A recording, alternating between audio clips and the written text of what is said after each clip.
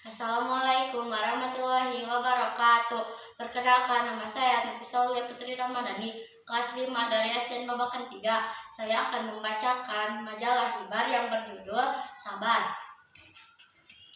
Sabar adalah menahan diri dari sesuatu yang tidak disukai atau menyakitkan, baik itu musibah, cobaan, atau hawa nafsu, dengan tetap tenang dan tidak tergesa-gesa dalam bereaksi. Dalam Islam, sabar juga berarti menahan diri dari perbuatan maksiat dan selalu taat kepada Allah Subhanahu wa Ta'ala. Sabar dalam Islam adalah menahan diri dari segala sesuatu yang tidak disukai, baik itu berupa musibah, ujian, maupun dorongan hawa nafsu.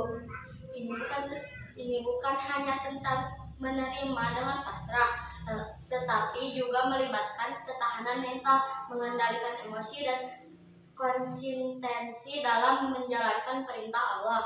Sabar merupakan akhlak terpuji yang sangat ditekankan dalam Al-Quran dan hadis, serta memiliki banyak keutamaan dan manfaat. Berikut adalah beberapa contoh sabar dan berbagai situasi. 1. Sabar dalam menghadapi musibah. Menghadapi kehilangan, seseorang yang sabar akan tetap tabah dan tidak berputus asa ketika menghadapi kehilangan orang yang dicintai, pekerjaan, atau harta benda. Menghadapi penyakit, ketika sakit, seseorang yang sabar akan tetap tenang dan berusaha mencari kesembuhan tanpa mengeluh berlebihan.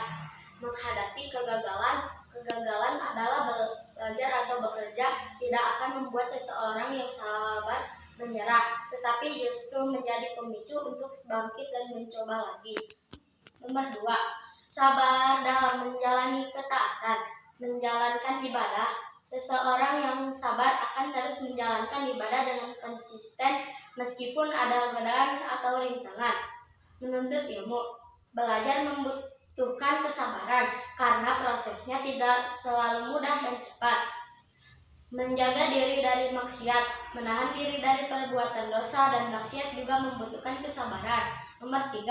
Sabar dalam menghadapi orang lain. Memaafkan kesalahan. Orang yang sabar akan mudah memaafkan kesalahan orang lain dan tidak menyimpan dendam. Menghadapi perilaku buruk. Kesabaran dibutuhkan untuk menghadapi orang yang berperilaku buruk atau menyebalkan. Menahan diri dari membalas dendam. Orang yang sabar tidak akan terprovokasi untuk membalas perbuatan buruk orang lain. Nomor 4. Sabar dalam menghadapi situasi sulit. Menunggu antrian.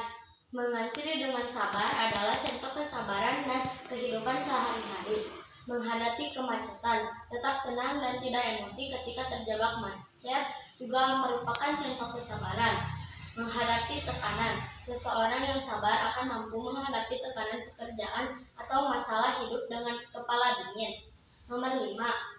Sabar dalam menahan hawa nafsu. Menahan lapar dan haus saat berpuasa. Menahan lapar dan haus adalah bentuk kesabaran.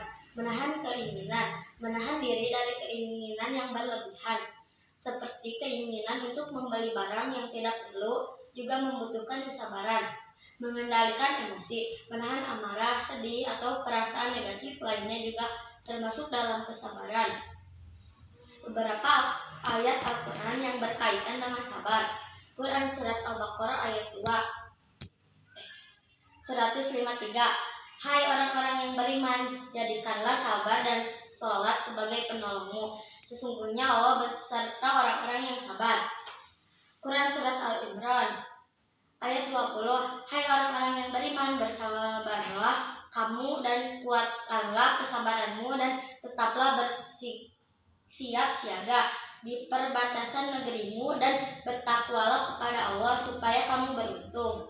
Quran Surat Luqman ayat 17.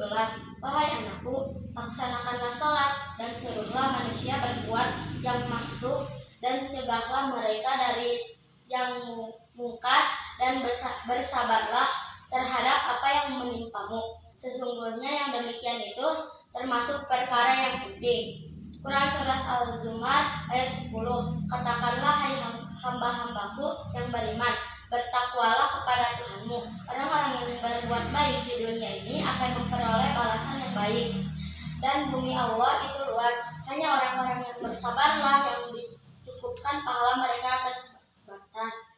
Dengan memahami makna sabar yang luas dan mendalam dalam Al-Quran, umat muslim dan mengimplementasikannya dalam kehidupan sehari-hari untuk meraih ridha Allah dan kesuksesan di dunia dan akhirat. Terima kasih. Wassalamualaikum warahmatullahi wabarakatuh.